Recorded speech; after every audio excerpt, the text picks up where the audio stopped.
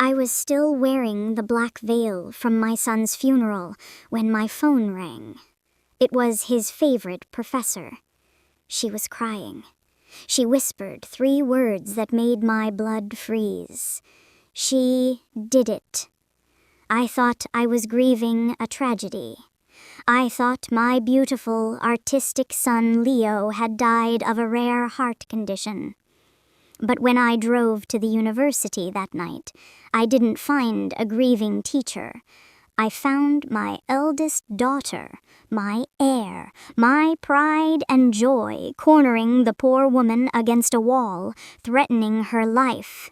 In that moment, I realized the monster wasn't some disease.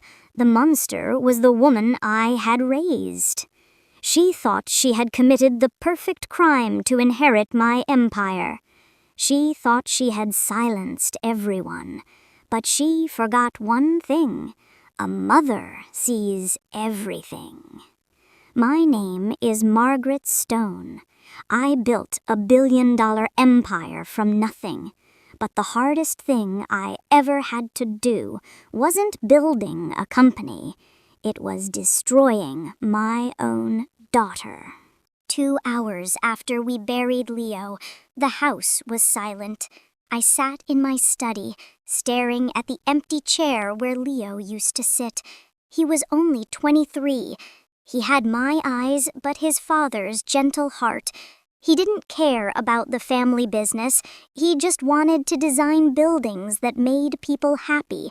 My daughter, Victoria, was the opposite. 30 years old, sharp as a razor, and cold as ice. She was the vice president of Stone Dynamics, and she had been waiting for the CEO chair her entire life. She walked into my study, looking perfectly composed in her designer black dress. "Do you need anything, Mom?" she asked. "No, Victoria, just silence," I said. She nodded and walked away. She didn't cry at the funeral. She said she was being strong for the family. That's when my phone buzzed. Professor Eris. I picked it up. "Professor," she gasped, "you need to come to my office now. Don't tell Victoria." My stomach dropped. "Why?" She found something in Leo's final project portfolio. A journal. "Mrs. Stone, Leo didn't die of natural causes." The line went dead. I grabbed my keys and ran out. I told Victoria I needed a drive to clear my head. She tried to follow me, but I snapped at her to leave me alone. I drove to the university campus. It was deserted, shadows stretching long across the architecture building. I ran up to the 3rd floor. Professor Eris's door was cracked open. I heard voices inside. "Give it to me," a woman hissed. "Please, I haven't told anyone," the professor cried. I said, "Give it to me, or you'll end up just like him." I knew that voice. It was Victoria. I peeked through the crack. My daughter was backing the professor against a filing cabinet, holding a leather notebook, Leo's sketchbook, in one hand. I pushed the door open. "Victoria!" She spun around. For a second, panic flashed in her eyes.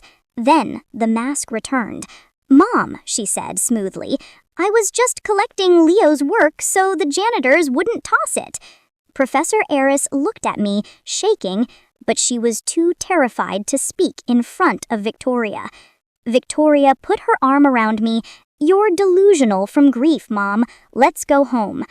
As we turned to leave, Professor Eris shoved a crumpled note into my pocket.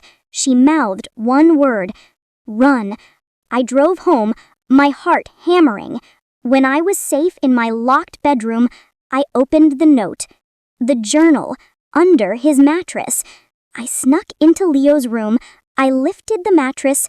There it was, the real journal. I sat on the floor and read the entries.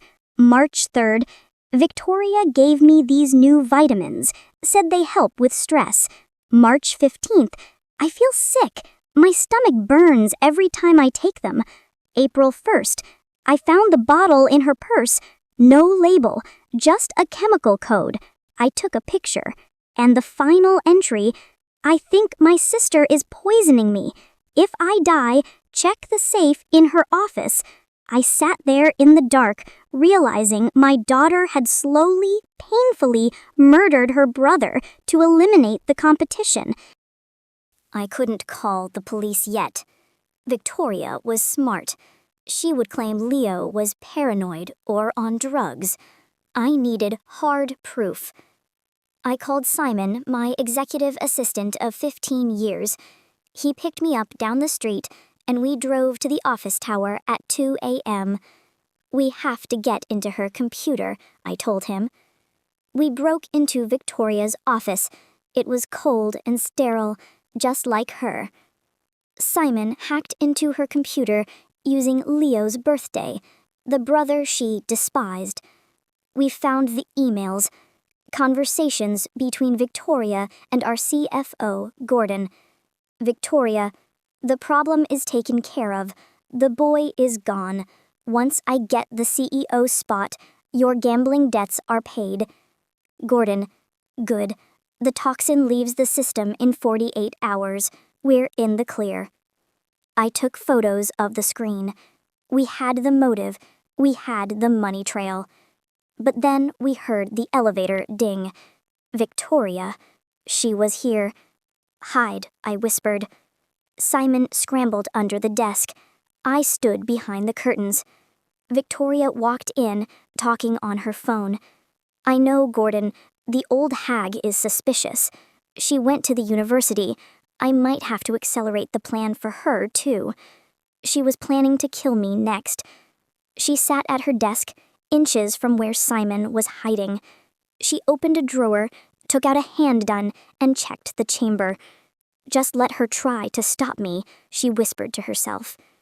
She left 10 minutes later. I collapsed into the chair, shaking. We have the emails, Simon said, crawling out. Is it enough? No, I said, my voice hardening into steel. She'll say the emails are faked. We need a confession, and I know exactly how to get it. The next day, I went back to the office, acting like the broken, grieving mother. I told Victoria, you win.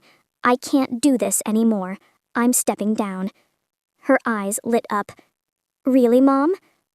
Yes, I want to announce you as the new CEO at the company gala on Friday.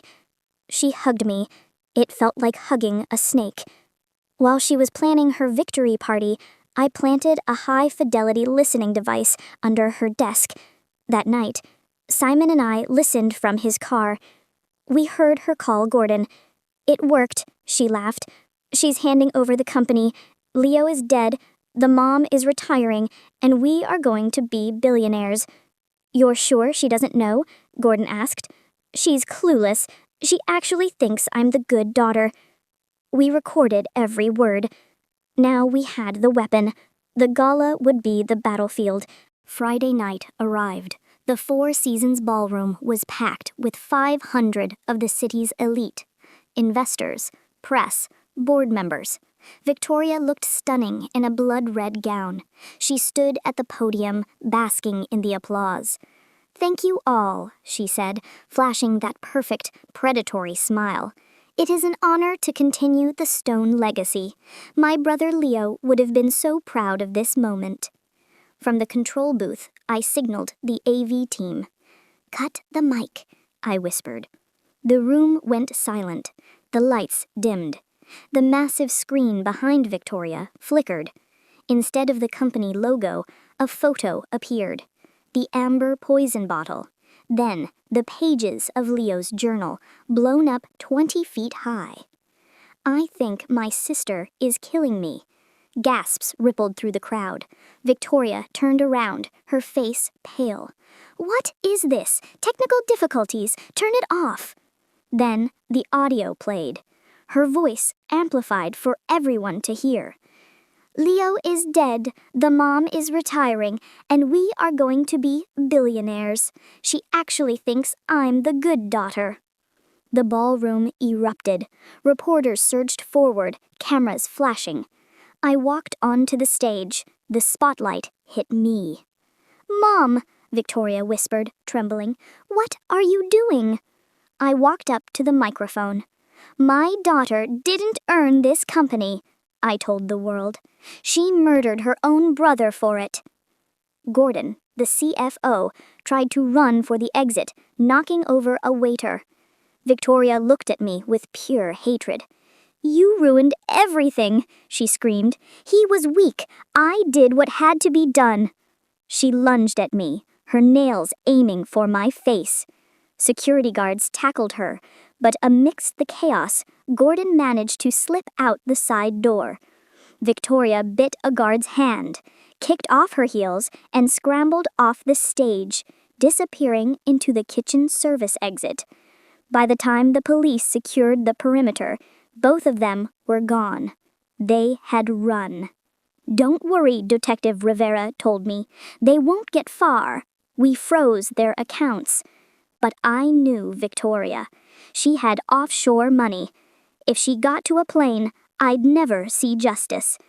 We have to catch them tonight, and I know how to make them come to us. We needed to flush them out. Simon used a burner phone to text Victoria, pretending to be Gordon. "I have the offshore codes. Meet me at the old shipyard warehouse, Dock 4, 2 a.m. Don't tell anyone." Then he texted Gordon, pretending to be Victoria. "I have the private jet ready. Meet me at the shipyard, Dock 4, 2 a.m. Bring the passports." They were desperate. They were paranoid. They would turn on each other. Simon, the detective, and I hid in the shadows of the warehouse loft. At 2 a.m., Gordon arrived, looking terrified. 5 minutes later, Victoria stormed in. She looked like a wreck, dress torn, hair wild. "Where is the jet?" she screamed at Gordon. "Where are the codes?" he shouted back. They froze. They realized at the same time it was a trap. "You idiot," Victoria shrieked. "You led them right to us." "Me?" Gordon yelled. "You're the psycho who poisoned her brother. I just cooked the books." "You gave me the contact for the poison. You said it was untraceable." "That's enough," Detective Rivera's voice boomed from the speakers. Floodlights blinded them. A SWAT team swarmed the building from every door. Gordon surrendered immediately, dropping to his knees. But Victoria, she looked up at the loft. She saw me standing there. For a second, I thought she might pull a gun, but then she just laughed, a broken, maniacal laugh. "You win, Mom. You always win." She held out her hands for the cuffs. The trial was the final nail in the coffin. Gordon testified against her to save himself. He detailed every step of the murder plot. When the verdict was read, the courtroom was silent. Victoria Stone, guilty of first-degree murder, sentence life without parole. Gordon Mitchell, guilty of conspiracy, sentence 25 years. Victoria didn't look at me as they led her away. She just stared straight ahead, cold to the very end. 6 months later, I stood in front of the new Leo Stone Art Center. I used Victoria's inheritance to build it. I stepped down as CEO and handed the company to Simon. I realized that building an empire isn't worth it if you lose your humanity along the way. I visit Leo's grave every week. I bring him sunflowers. I lost 2 children, one to death and one to greed. But I'm still standing, and I'm making sure that Leo's kindness, not Victoria's ambition, is the legacy that survives. My name is Margaret Stone, and this is my truth.